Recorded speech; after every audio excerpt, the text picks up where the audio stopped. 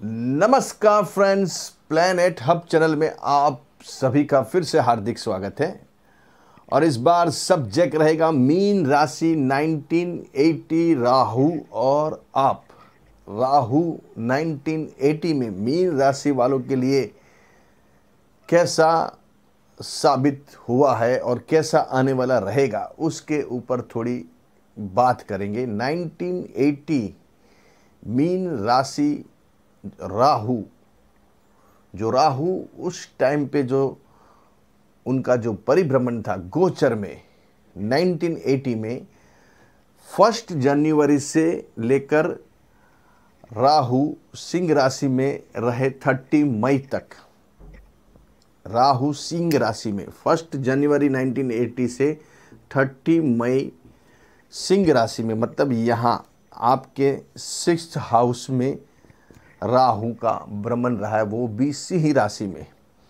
तो जिनका भी जन्म 1 जनवरी से लेकर 30 मई तक में हुआ है उसकी यहाँ पहले बात करेंगे। उसके बाद 30 मई के बाद टिल टू 30 दिसंबर 1980 तक राहु कर्क राशि में भ्रमण कर रहे थे, लेकिन आपके यहाँ 5th हाउस के अंदर।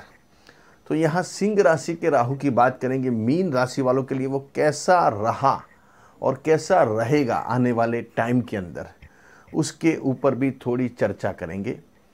यहाँ मीन राशि गुरु के घर की राशि है और सिंह राशि में राहु, सबसे पहले सिंह राशि होती है वो राजा के घर की राशि होती है, सूर्य के घर की राशि होती है। और वहाँ सूर्य के घर की राशि में राहु का बैठना एक अलग प्रकार हो जाता है। देखिए, दो राहु के सबसे बड़े एनिमीज हैं, एक है सूर्य और एक है चंद्र। ये दोनों से राहु की पट्टी नहीं है और ये दोनों ही ये साल के अंदर दोनों ही राशि में राहु यहाँ एक सिंह राशि में और एक कर्क राशि में भ्रमण कर रहे हैं, जिस हिसाब से यहाँ मैंने डेट्स आपको बताई है। तो एक दुश्मन के घर में जाके राहु को बैठना वो कैसा साबित होगा, क्योंकि राहु सिंह राशि में राजा के घर की राशि है, सिंह राशि है, लेकिन वो वहाँ बैठा है तो किस हिसाब से वो फल देगा उसके ऊपर यहाँ दारो मदार रहता है। देखिए, मैंने जैसे बताया दुश्मन के घर में जाके बैठना, लेकिन हालांकि वो सिंह राशि है, आखिर कुछ भी बोलो राजा की राशि है, सूर्य की राशि है, और वहाँ राजा की राशि में कोई भी प्लैनेट्स, सभी प्लैनेट्स बढ़िया फल देते हैं। राहु भी यहाँ बढ़िया फल देगा, क्यों कि वो राजा की घर की राशि में। खाली एक ही प्लैनेट्स ऐसा है, शनि महाराज, जो सिंह राशि के अंदर डाउन गिने जाते हैं। सिंह राशि का शनि अगर जन्म का है किसी का भी, तो वो शनि यहाँ डाउन गिना जाता है, वो काम करने नहीं देता। जैसे बहुत से लोग आपने देखे हैं कि खुद भी नहीं खाते और दूसरों को भी नहीं खाने देते। मतलब शनि सिंह राशि में जब बैठ जाता है तो यहाँ सिचुएशन इस टाइप की बन जाती है। थोड़े बहुत सिम्पटम्स यहाँ उस टाइप के दिखेंगे, मतलब सिचुएशन ऐसी बन जाएगी कि आपको खुद को रियलाइज़ हो रहा है कि यार मैं भी कुछ कर नहीं रहा हूँ और मेरे से कुछ हो भी नहीं रहा है। जो मैंने कुछ करना चाहिए वो सिचुएशन मेरे को लास्ट मोमेंट पे आके मेरा काम बिगड़ जाता है और मेरे से हो नहीं रहा है, और मैं वही जगह पे किसी और को भी काम सौंप नहीं रहा हूँ। तो यहाँ सिंह राशि में राहु बहुत अंश तक, मतलब 25% तक ये सिचुएशन आपके साथ बनने देगा। 75% जो सिचुएशन है वो बली हो जाएगा यहाँ 6th हाउस में बैठने से। यहाँ राहु 6th हाउस में बली हो जाता है, तो वो भी यहाँ सिंह राशि में राहु, आखिर कुछ भी बोलो लेकिन वो अच्छा ही गिना जाएगा। 25% जैसे मैंने बोला, वहाँ कहीं ना कहीं आपको मायूसी, काम नहीं बनते हुए काम बिगड़ जाना, काम में कुछ न कुछ समस्या आना, प्रॉब्लम समस्या लाइफ में बनते जाना, ये सब सिचुएशन यहाँ रहेगी। क्योंकि सामने यहाँ वापस केतु भी बैठा है। लेकिन यहाँ बात करेंगे राहु की, तो राहु है दोनों एक ही हिस्सा शरीर का, एक सिर है तो एक धड़ है, लेकिन वो है एक्चुअली वो है दानव प्रकृति, वो आए हैं, बिलोंगिंग करते हैं राक्षस प्रकृति से, तो उनका नेचर हमेशा बिगाड़ना ही रहता है। काम को कैसे ऊपर नीचे कर देना, बनते काम को बिगाड़ देना, काम को समस्या प्रॉब्लम क्रिएट करना, जो बना हुआ काम है उसमें भी कुछ न कुछ प्रॉब्लम समस्या क्रिएट करना, ये इनकी फितरत है दोनों की, राहु केतु की। यहाँ 6th हाउस में संबंध को बिगाड़ देगा।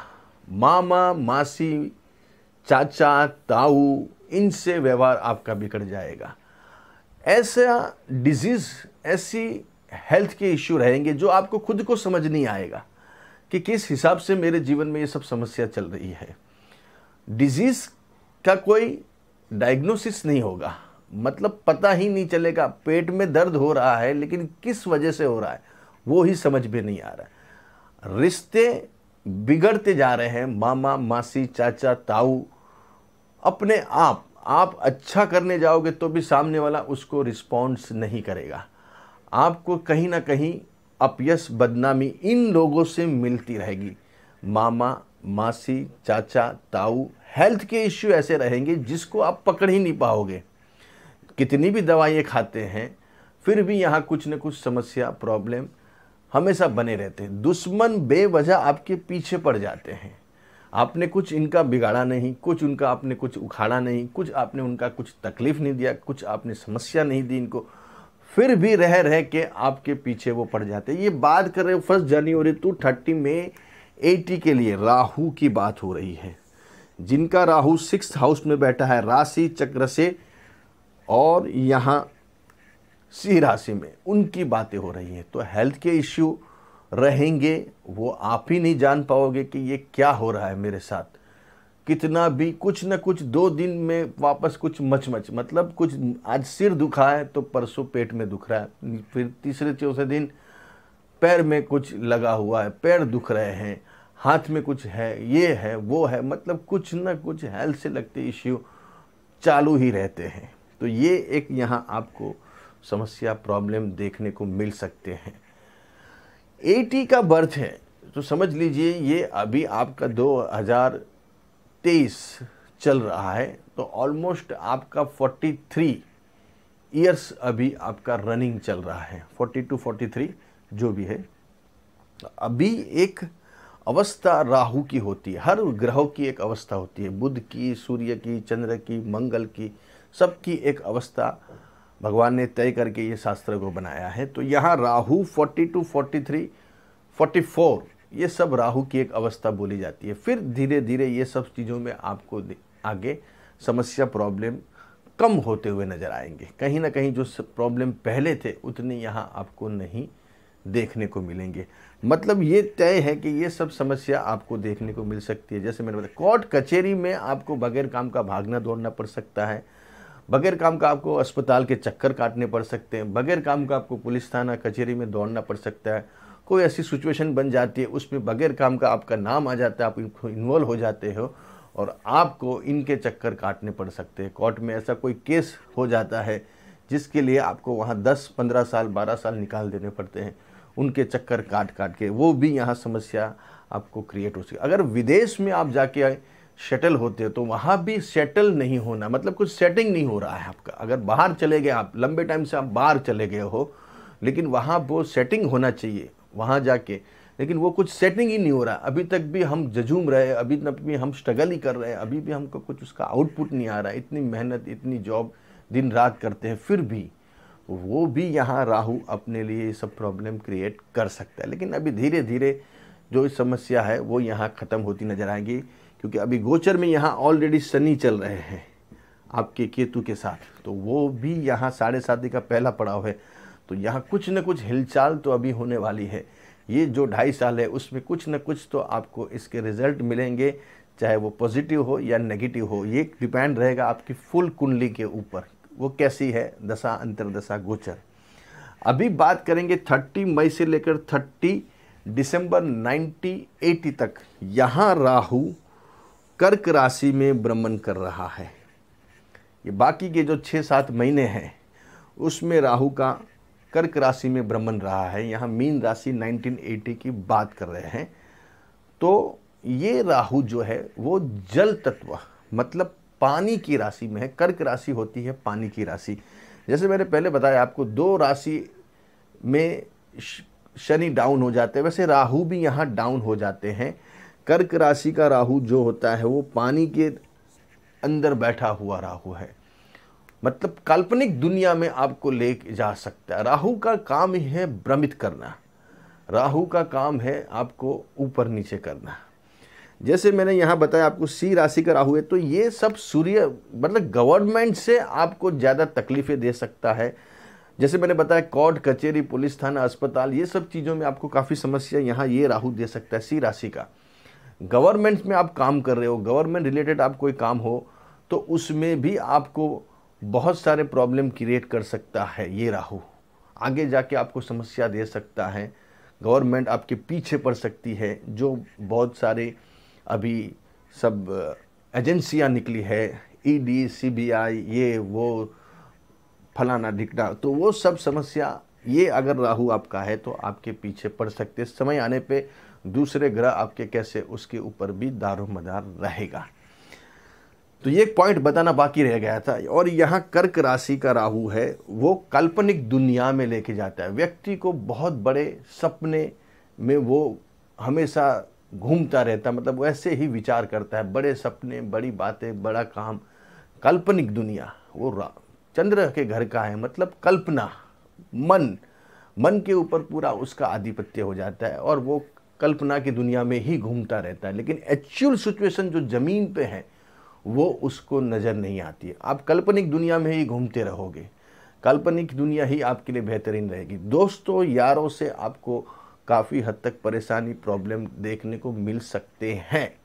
दूसरे ग्रह अगर अच्छे हैं तो यहाँ आपका बचाव हो सकता है। बुद्धि आपकी हमेशा भ्रमित हो जाएगी, ऐसे काम आप कर बैठोगे जो आपने कभी सोचे भी नहीं होंगे कि ये काम मैंने कैसे कर लिया, मेरी बुद्धि कहाँ चली गई, कैसे भ्रष्ट हो गई।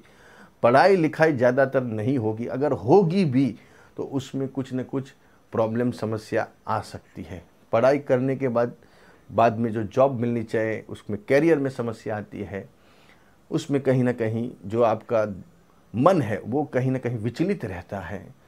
जैसे मैंने बताया प्रॉब्लम समस्या पढ़ाई लिखाई में, करियर में, अपने कॉमन जो सेंस है वो कहीं ना कहीं आपका लेक ऑफ दिखता हो दिखेगा।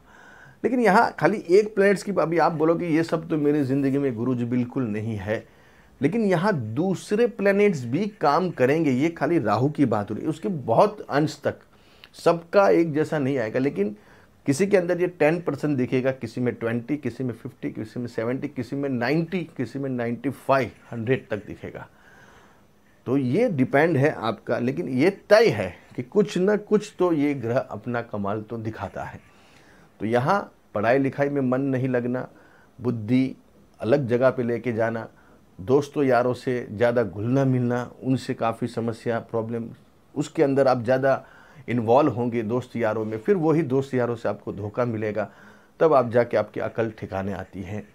पढ़ाई लिखाई में मन नहीं लगता, प्रेम प्रसंग जीवन में ऐसे बन जाते हैं कि वो जिंदगी उसके पीछे ही पूरी निकल जाती है।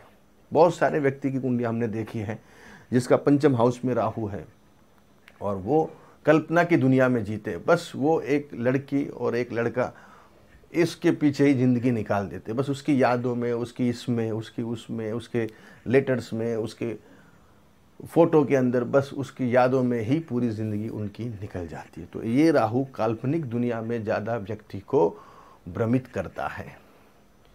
बच्चे, अभी आपकी शादी हो गई है तो यहाँ संतानों से भी आपको समस्या देखने को मिल सकती है। चलो जैसे तैसे पढ़ाई पूरी कर ली, शादी हो गई, सब हो गया, लेकिन अभी जो संतान है वो हमको समस्या दे रहे हैं। संतान से काफ़ी मतभेद मनभेद हो रहे हैं। संतान ऐसी है जिनके पीछे ही पूरा दिन निकल जाता है, उनको सलाह दे में, उनकी पढ़ाई में, उनकी लिखाई में पूरा दिन।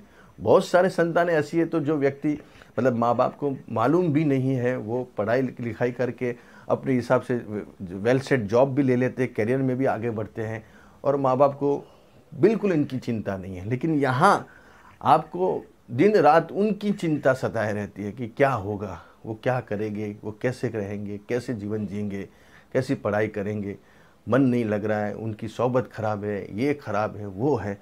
तो ये यहाँ काल्पनिक दुनिया में भी आपको ले जा सकता है, काल्पनिक दुनिया आपके लिए अलग बना सकता है। मतलब संतानों से भी समस्या आपको दे सकता है, आपकी बुद्धि, युक्ति, प्रयुक्ति सब भ्रमित हो सकती है और नहीं करने वाला काम भी आप कर बैठते हो। तो ये यहाँ सिचुएशन जो 1980 के लिए है, मीन राशि के लिए, वो यहाँ मैंने डिस्क्राइब की है। मैं नहीं बोलता हूँ 100% सही है, ये सब एक प्रेडिक्शन है, एक हमारा अभ्यास है, एक ज्योति है, प्रकाश डालने की कोशिश है हमारी। नहीं कि बस ये ऐसा ही होगा, सबका ऐसा होगा, ऐसा नहीं होता है। लेकिन ये एक ख्याल है, एक प्रकाश है, एक ज्योति है, जो आपको इसके बारे में थोड़ी जानकारी मिल सकती है। अच्छे रहो, बढ़िया रहो, खूब आगे बढ़ो।